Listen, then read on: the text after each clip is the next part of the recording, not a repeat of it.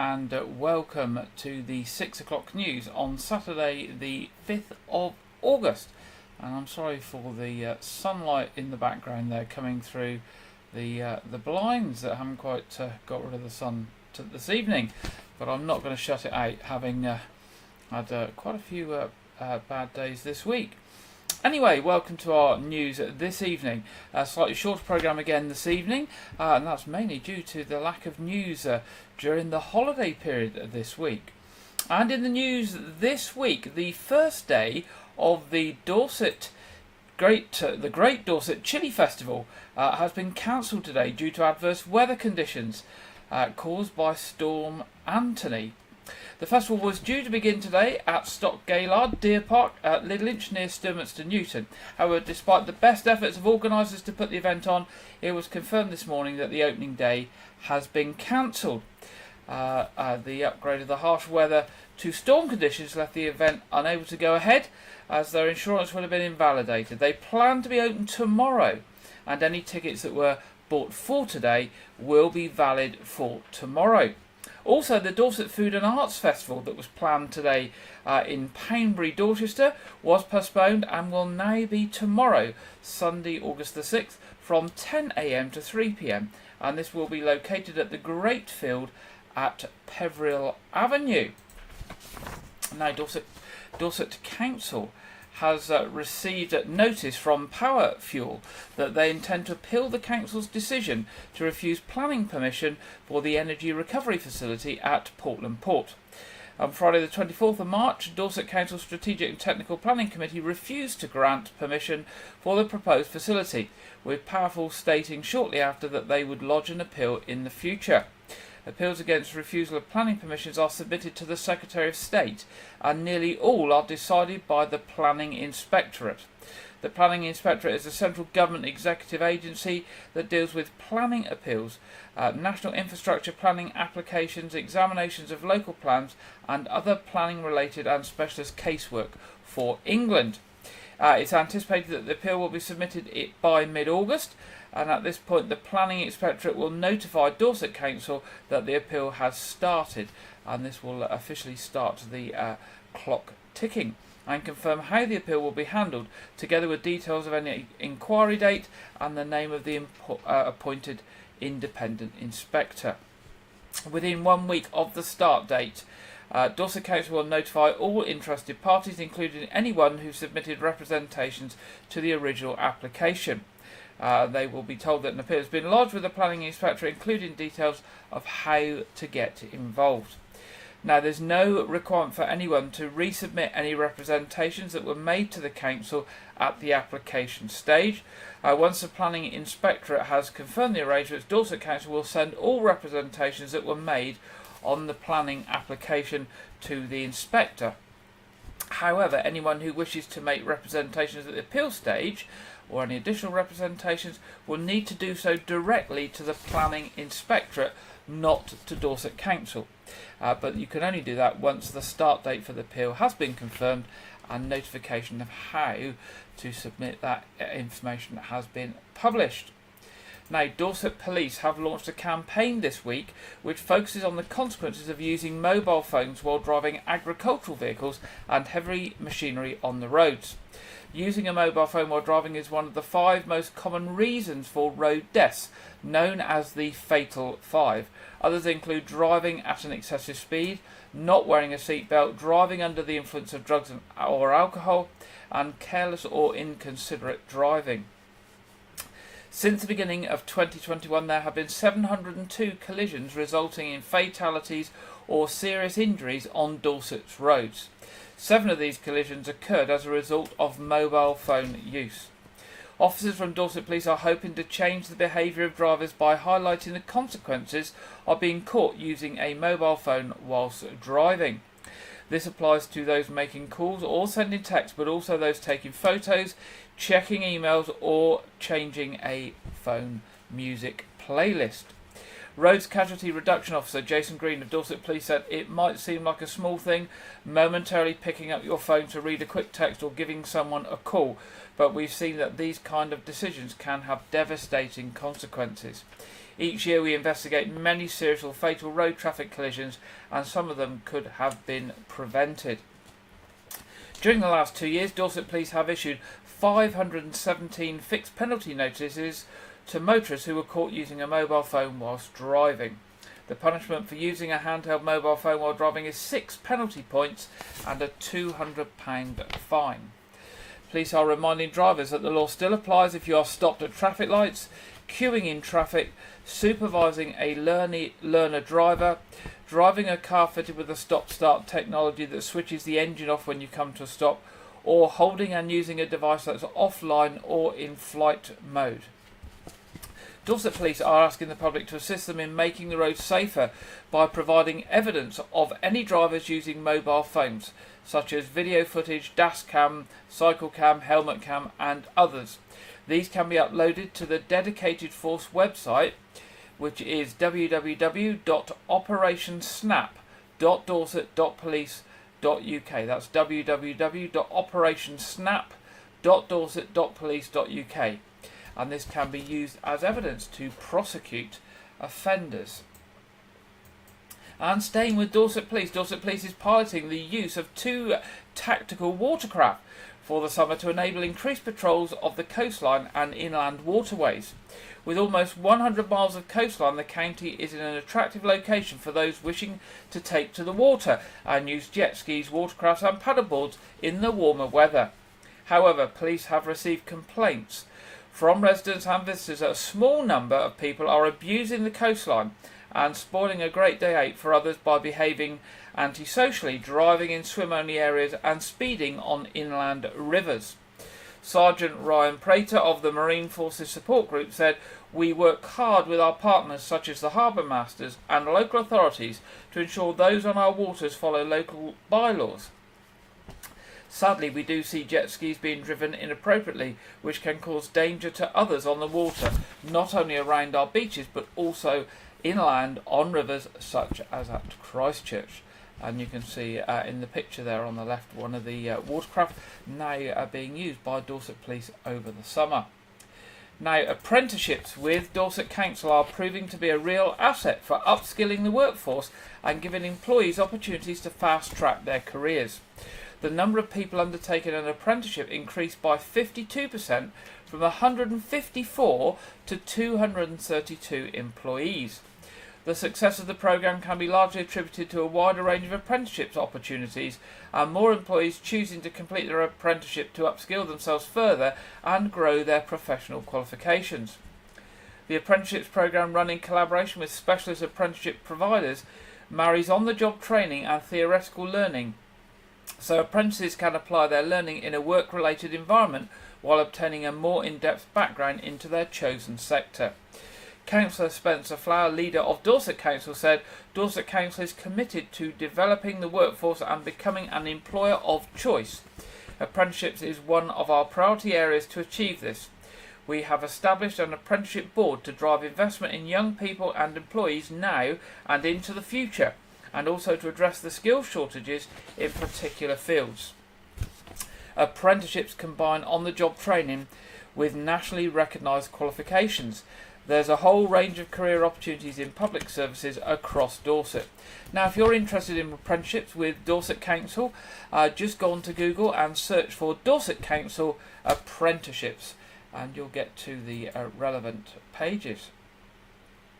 Now, Portland's international recognised B-Side Festival is partnering with Dorset's touring arts charity Arts Reach to present a special pedal-powered cinema screening in the stunning clifftop gardens of Pennsylvania Castle this summer. Audiences can put their feet to good use and get immersed in the experience by hopping on one of 16 special bikes to help power a cinema screening of the animated classic Belleville Rendezvous as electric pedals arrive on Portland. A visual treat for audiences of all ages, Belleville Rendezvous follows the story of Champion, a boy who loves to watch TV, especially the red-hot jazz singing trio, the Triplets of Belleville, who belt out their toe-tapping numbers in the irresistible style of Django Reinhardt and the Hot Club de France. as a grown-up champion becomes a Tour de France racer but gets kidnapped en route by sinister mafia types. It's up to his gran and his lazy dog Bruno, who come to Champion's rescue, and they enlist the help of the triplets themselves, who are now elderly ladies. This stunning animated film has captured the imagination of audiences all over the world with its unique blend of classic animation and razor-sharp wit. As headline sponsors of the 2023 B-Side Festival, Pennsylvania Castle Estates invites you to pack a picnic, dress for all weathers, bring your cushion and camping chairs, and be prepared to hop in the saddle for an unforgettable outdoor cinema experience on Thursday the 7th of September. With bikes suitable for both adults and children to pedal, all the electricity for the screening is produced by the cyclists. There are no batteries, generators or backup power sources. It's all in the strength of the thighs of those who come to watch. The event takes place on Thursday the 7th of September, 8:15 p.m. at Pennsylvania Castle, Portland. And if you want more information, you can call 01305 568044. That's 01305 568044. Now, Dorset police officers are investigating criminal damage that was caused to a taxi in Dorchester and would like witnesses or anyone with dashcam footage to come forward. At around 1 a.m. on Sunday the 30th of July, a taxi driver witnessed a man being verbally abusive towards a woman on the Shell Garage forecourt in London Road. On his drive out of the forecourt, the taxi driver suggested to the man that he should leave the area, at which point the offender threw a water bottle at the taxi, started trying to punch the driver through the open car window and kicked the car door. Police Constable Chloe Wellington of Dorchester Police said during the incident the driver's door of the taxi was damaged. I've been making inquiries to establish the full circumstances of the incident, including looking at CCTV footage. In order to progress my investigations, I am appealing for any witnesses or anyone with relevant dashcam footage to come forward. Now, as usual, if you've got anything of interest or any information, you can contact Dorset Police on 101 or through the Crime Stoppers charity anonymously if you wish to on 0800 555 111. Now, 2 planning applications are being considered for the former Florist and Batten Solicitors offices at 26 and 27 St Thomas Street, Weymouth, for conversion into a cafe which will serve food, soft and alcoholic drinks. Both are listed buildings. A decision will be made at a licensing subcommittee hearing in Dorchester on this Tuesday, August the 8th. The new premises applications covers the daytime hours to serve alcoholic drinks and for evening use to include recorded music up to midnight on Friday and Saturdays, up to 11 p.m. on Monday to Thursday and up to 10 p.m. on Sunday, with an alcohol licence for the same hours. An initial application, which has since been reduced to midnight after consultation with Dorset Police and Environmental Health Officers, asked for usage up to 2 a.m. on Friday and Saturday. Weymouth Town Council and a neighbour have said that they are concerned about the evening use because of the risk of noise from the premises, which only have single glazing. The Town Council suggested a noise limiter be fitted if the application is approved. A neighbour who has 2 children under 5 says she worries about getting them to sleep because of the proposed premises use. The applications have been made by Sophie Gardner, who has told Dorset Council she intends to have CCTV fitted to the premises, to join Pub Watch and to ensure all staff are fully trained to operate Challenge 25 rules, carry out regular volume checks, not admit under 18s after 7 p.m. and have a policy of not allowing glasses outside. She has also agreed that doors and windows will be kept closed after 11 p.m. A new but different pub is preparing to open its doors to the public. Called the Dry Dock, it will serve alcohol-free drinks only. Dry Dock was the idea of Sam Watson, a recovering alcoholic who found that there was nowhere open in the evenings that did not serve alcohol. The pub, created in a former optician's surgery, features everything you would associate with a regular bar, including a dartboard, pool table and jukebox. It has had its open day today, with the aim of being fully open by the end of the month. Dry Dock will operate as a community interest company and aims to benefit people coping with loneliness, addiction and mental health issues. The venue in St Thomas Street also offers a quiet space which can be used by community groups. Once fully open, the aim is to host live music, comedy nights and quizzes. Households in the Dorset Council area are being asked to look out for an email asking residents to check whether the information on the electrical register is correct as part of the annual canvass for the Register of Electors. Every year, councils must send a household inquiry form to all properties in their area to find out who is eligible to vote. This is known as the annual canvass. The email should not be confused for a scam. All emails will be sent from elections@elections.dorsetcouncil.gov.uk with a subject line of Act Now so that Dorset Council can check who is eligible to be registered to vote. Household where there appears to have been no changes in the residency will start receiving emails from the 7th of August, and a response is required to the email even if the details in the email are still correct. If there have been changes in your household, for example you have moved house or someone in your household has reached 16 or 17, you can provide the information by visiting www.householdresponse.com/Dorset and log on using the security codes that will be supplied within the email.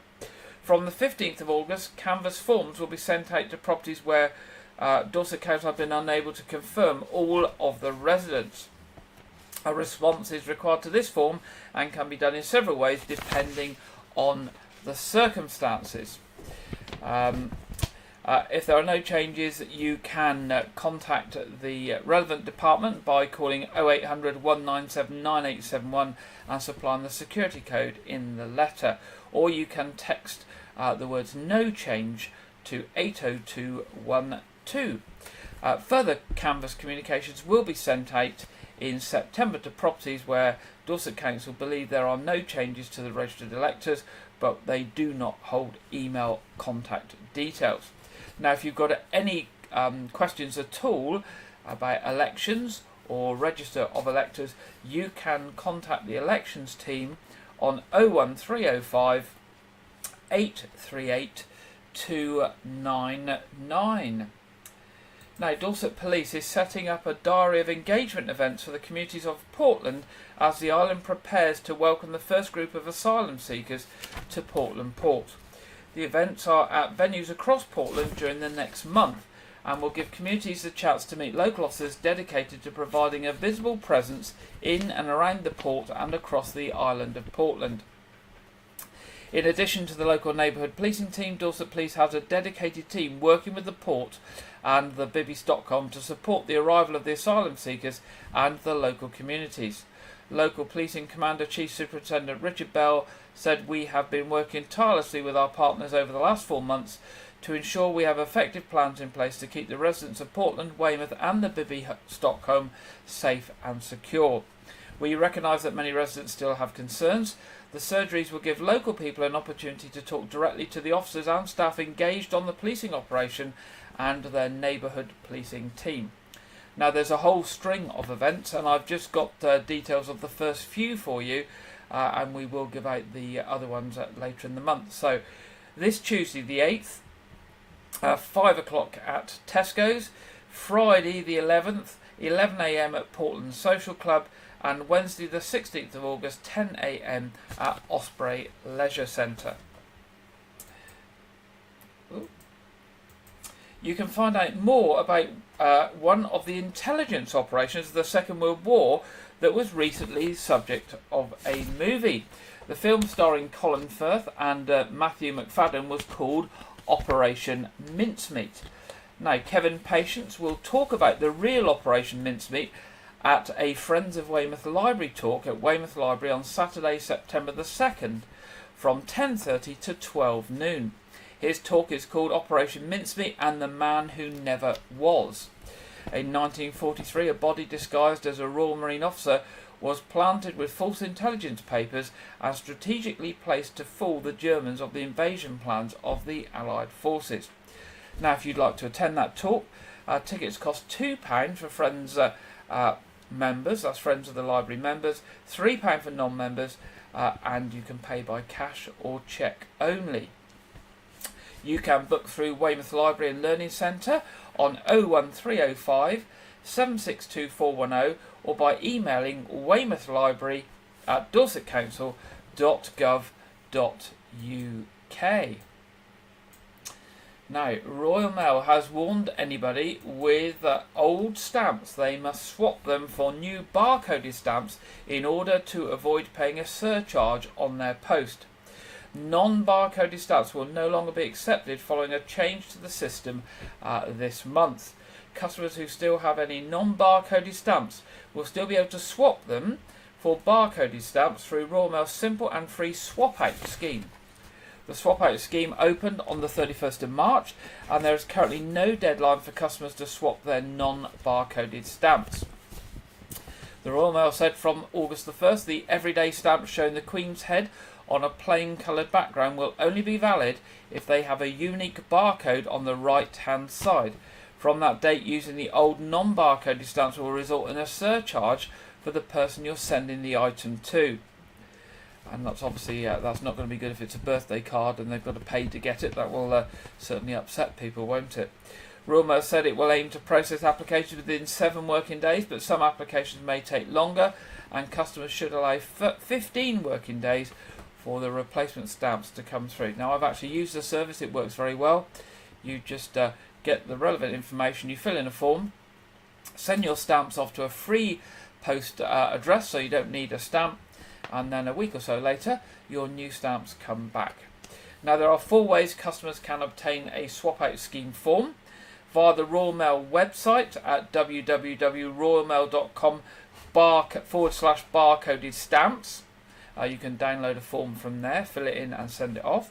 You can contact Royal Mail's customer experience team on 03457 740 740. You can visit one of your local delivery offices or customer service points where you can pick up a form, and you can pick one up from a post office branch anywhere nationwide. Customers can complete a standard swap out scheme form for stamps worth up to the value of £200, so that's quite a lot of stamps, isn't it? Now, the popular Portland Markets return has been hailed a success. The market made a return this week, and organisers Becky and Jack Carter said the first market was amazing, with the turnout being much better than expected. The market will now run every Tuesday from 9 AM to 4 PM at New Ground, Portland. Parking is £1, and entry for shoppers to the market is free. Also, tomorrow sees a brand new car boot sale taking place from 10 o'clock to 2 PM. Pitches are £4 for cars, £8 for vans and trailers, and there's a £1 entry fee for adults. And finally, did you know it's National Sandcastle Day? Sandcastles have existed for thousands of years and are a treasured memory for both adults and children. From 1989 through to 2009, the World Championship in Sand Sculpture was held at the Harrison Hot Springs in Harrison, British Columbia, Canada, sometimes known as Harris Sands. The world's tallest sandcastle was constructed in 2007 Sun Fun Festival in Myrtle Beach in South Carolina. The tower, which stood about 50 feet tall, took 10 days to create and used 300 truckloads of sand. In Weymouth, of course, we have our own sand sculptor, Mark Anderson, and that's some of his work up there on the screen, with displays on the beach and at Sandworld Weymouth. Mark follows in his grandfather's footsteps, Fred Darrington, whose sculptures started around 90 years ago in Weymouth. Now, memories from childhood of our Sandcastle Day should be cherished for the rest of our lives. Sandcastle Day is an excellent opportunity to take a few hours out of your day to recall how much fun it can be to build a sandcastle at the beach with your children. And we've just got a short video there to remind us of the joys of building a sandcastle.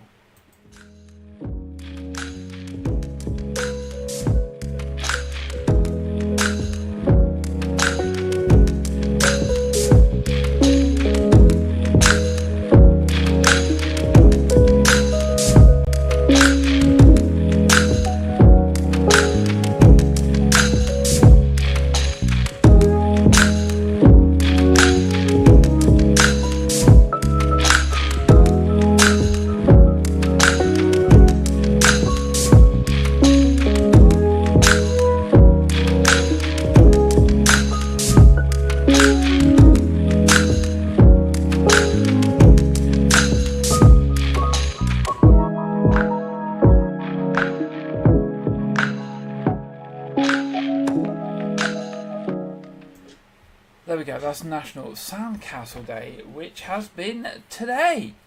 Okay, it's that time in the programme where we're going to go over to our regular contributor, Andrew Wright, for this week's film review and preview. Welcome to White Regis TV Film Review and Preview. I'm Andrew Wright. This week, the fantasy film Dungeons & Dragons: Honor Among Thieves released on home video. The film stars Chris Pine, Michelle Rodriguez, Justice Smith, Sophia Lillis, and Hugh Grant, and revolves around a group of mismatched adventurers who team up to steal from someone who betrayed them in the past. I saw the film in cinemas and I enjoyed it. In my review, back in April I believe it was when I reviewed it, I praised Chris Pine's performance as well as the cinematography, but I criticised the script's originality. I gave the film 3.5 stars out of 5.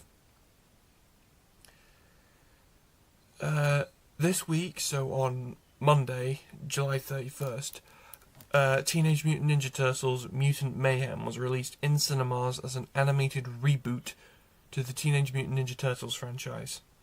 The film features an ensemble cast including the likes of Jackie Chan, John Cena, Paul Rudd, and Ice Cube. The film revolves around the Turtles trying to become accepted as normal teenagers through acts of heroism, but they come up against an army of mutants. I saw the film in cinemas and I thought that the film's art style was great and really captured the Turtles' inner turmoil. I really enjoyed Jackie Chan's performance, but I felt that the script didn't really land. The film feels overly juvenile and the pop culture references just didn't work. And I gave this film 3 stars out of 5. This week, Guardians of the Galaxy Volume 3 was released on Disney+. The film is the third and final film in the Guardians trilogy and stars Chris Pratt, Zoe Saldana, Dave Bautista, Karen Gillan, Pom Klementieff, Vin Diesel, Bradley Cooper, and Chukwudi Iwuji. The film revolves around the Guardians going on a mission to protect Rocket from his creator, the High Evolutionary. Watching it on Disney Plus was my first time watching the film, and I absolutely enjoyed it. I thought it was very stunning visually, and the cast all gave great performances, especially Cooper and Iwuji. But I felt that the script encountered problems with the first act feeling jarring, so I gave this film 4 stars out of 5. This weekend, shark film Meg 2: The Trench releases in cinemas as a sequel to 2018's The Meg. The film features the return of actors Jason Statham and Cliff Curtis from the 2018 film, and the sequel revolves around a frenzy of prehistoric sharks named megalodons escaping from the deepest depths of the ocean into the surface world. The film currently only has 23% positive reviews from critics, so it's open to bad critical reviews, but no critical consensus has been released yet. The film is in cinemas this weekend, but I believe there won't be as many showings as Barbie, which is in its third weekend, I believe.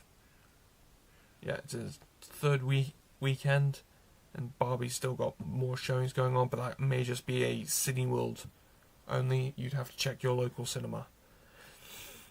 That's all I have for this week, but be sure to check back next week where I will review Gerald Butler's Kandahar, which I delayed from this week, as well as previewing the new Neil Blomkamp film Gran Turismo, which is based on a true story. Now back to Gary in the studio.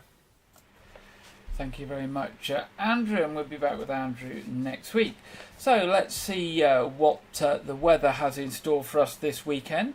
We've obviously had some of the weather that's in store for us today, and that storm that's been coming across. But we're going to be joined by Rachel Ayres from the Met Office to see what's in store for us for the rest of this weekend. Hello and welcome to your latest weather update from the Met Office.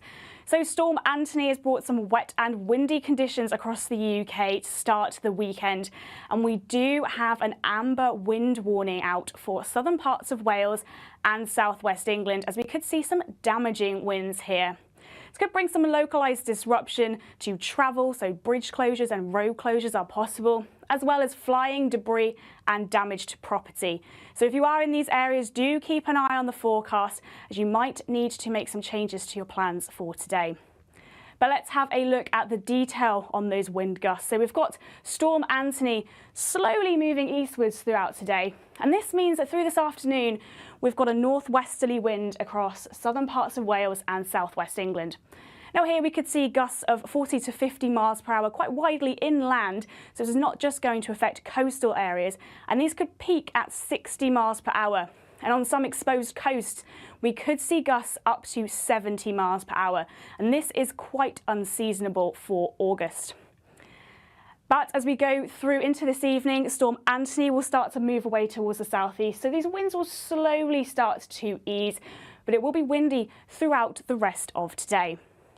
Now let's have a look at the detail for this afternoon. We have also got a yellow thunderstorm warning out for southeastern parts of England. So you could see some heavy, slow-moving thunderstorms here that could also bring some localised disruption. Across Scotland, we've already seen some heavy showers today, and these will move into central areas as we go into this afternoon. For across Northern Ireland, after quite a wet and dull start to the weekend, things brightening up here a little bit into this afternoon. Maybe the odd shower continuing too. Temperatures not doing too well though for the time of year, quite a lot below average. We might only just scrape into the 20 degrees mark across the far south. Now, as we go into this evening, and Storm Anthony will continue to slowly move away to the east, continuing to bring some outbreaks of rain to East Anglia and southeast England through tonight and into the early hours of Sunday. And it will remain quite blustery here too. Elsewhere, things will start to dry up and we'll see some clearer spells too. Maybe the odd shower still for some western areas through tonight. With lighter winds and with clear spells around, temperatures will drop a little bit more readily as we go through tonight and into the start of Sunday. So towns and cities generally remaining in the double figures, though in some rural areas, especially under longer clear spells, temperatures dropping into the single figures. So a drier and brighter start to Sunday for many, though we will still see those breezy conditions, cloud and outbreaks of rain across the far east. Plenty of bright sunshine around to start the day, but clouds soon bubbling up, allowing those showers to develop, particularly for northern and western areas to start. Increasingly dry conditions there across the far southwest as we go towards Sunday afternoon. We could see the odd heavy shower though across Northern Ireland, Scotland and Northern England, where we might also see the odd isolated thunderstorm into Sunday too.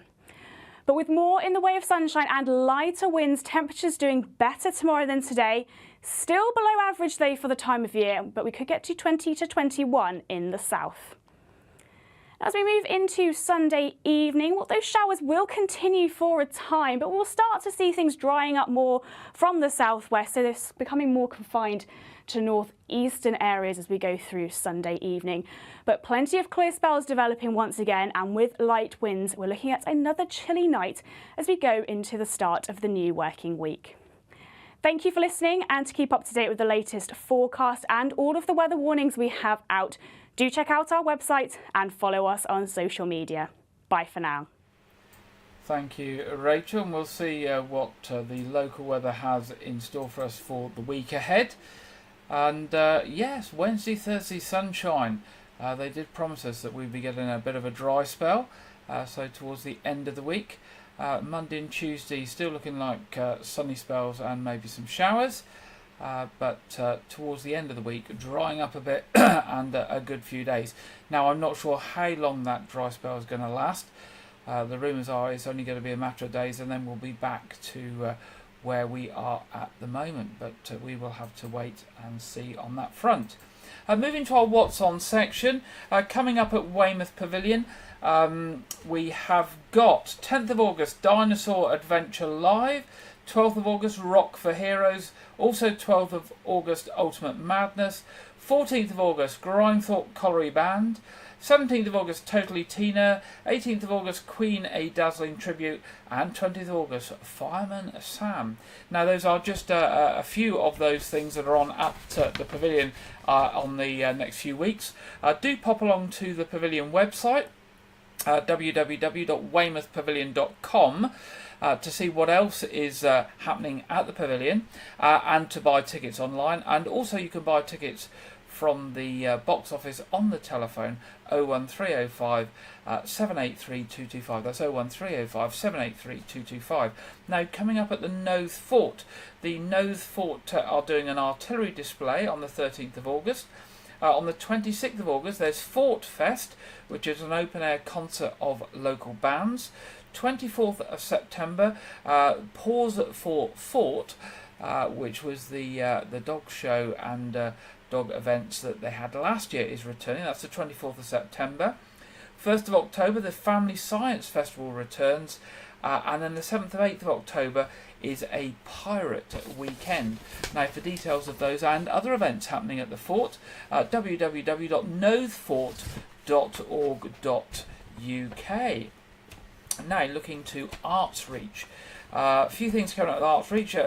Some I've picked on, particularly with children and young families in mind. 15th of August, 7 p.m. Robin Hood. That's at Sanford Orcus. 16th of August, 6 p.m. Pandora's Box by the Cast Baguette, Winterbourne Stickland. And 22nd of August at 7 p.m. The Jabberwocky and Other Nonsense by Calf to Cow Theatre, and that's at Fontwell Magna. Now, there are, again, lots of things with Arts Reach. They are all over Dorset. They are usually small village venues, so it's a chance to go out and explore some of the villages in Dorset, but also to see some different events and shows that are brought to the Dorset, to rural Dorset, by Arts Reach. A fantastic organisation, an amazing array of different shows and concerts and arty events. So do look at their website, artsreach.co.uk. Now, looking at church services, tomorrow in the Wyke area, 9:30 Catholic Church service at All Saints at Wyke. 11 o'clock, St Edmund's Church has got a communion service. Our other programmes, our quiz will be on tonight at 7:30. That's in about 50 minutes' time. The feed will go live about 20 past 7. That's for all the community. It's free. Everyone is welcome to join in with that quiz that regularly happens every Saturday night at 7:30. And the August edition of A Year Gardening with Clive Gray will be going out tomorrow at 4 p.m. and will be repeated on Friday at 7 p.m. That's tomorrow at 4 p.m. and repeated on Friday at 7 p.m. Now, that brings us to the end of another programme, and we will be back with you next Saturday at 6 o'clock. If you've got any news or events or stories for us, drop us a line, news@whiteregis.tv. We'd love to hear from you. But other than that, enjoy the rest of your weekend. Have a good week ahead. Look forward to that sunshine and a bit of a respite from the rain. And I look forward to being back with you next Saturday evening at 6 o'clock. Good night.